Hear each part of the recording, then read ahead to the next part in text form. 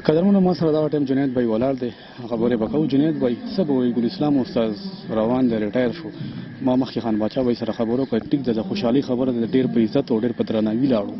خو که سوچ وکړو نو ډېر خلک محرومه شو. راتلونکي کول زمونږ اولاد یا داسې نن چې کوم دلته موجوده سټوډنټس دي څه به وایي راسره؟ اعوذ بالله من الشیطان الرجیم، بسم الله الرحمن الرحیم. ټولو اول خو ستاسو ډېره زیاته مننه او منټي والا ډېره مننه چې دومره قیمتي ټایم نه خپل ټایم وکړو او رالی دلته کوري دپاره. څنګه چې تاسو ووې چې ګل اسلام صاحب نن ریټایرمنټ او یقین وکړئ چې زړه م خفه دی په دې باندې چې مونږ د هغې سټوډنټان یو که مونږ سم یو که 100 کې یو پرسنټ هم یو نو عام د ګل اسلام صاحب د وجه یو. که سیاسي وي هغه هم ګل اسلام صاحب ډېر ریډ کړي وو، سوشل وي هغه هم ډېر زیات، فلاحي تنظیمونه دي هغې کې ګل اسلام صاحب ډېر زیات لاس دی. حقیقت کې ګل اسلام صاحب یو رول ماډل دی.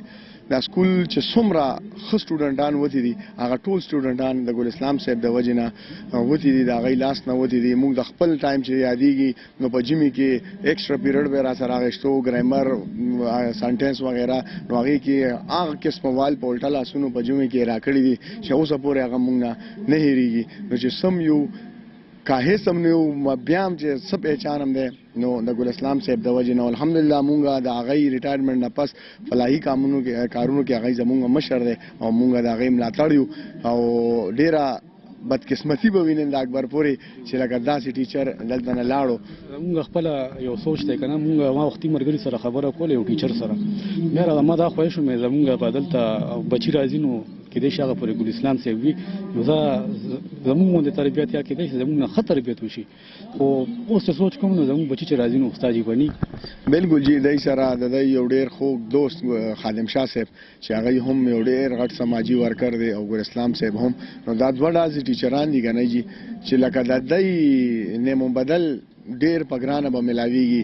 او الحمدلله اکبرپوره یو ډېره پونامنه علاقه ده، یو ډېر سماجي ورکران پکې شته. خو دغه رنګ ټیچرانو چې بره لاس وي نو نور سماجي فلاحي کارونه هم کېږي.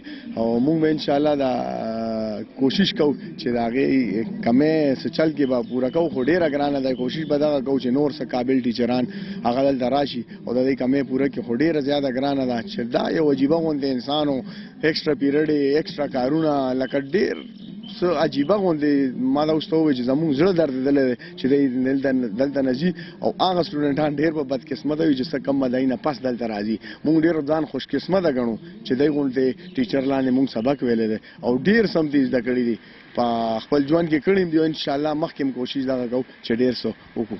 ډېره مننه.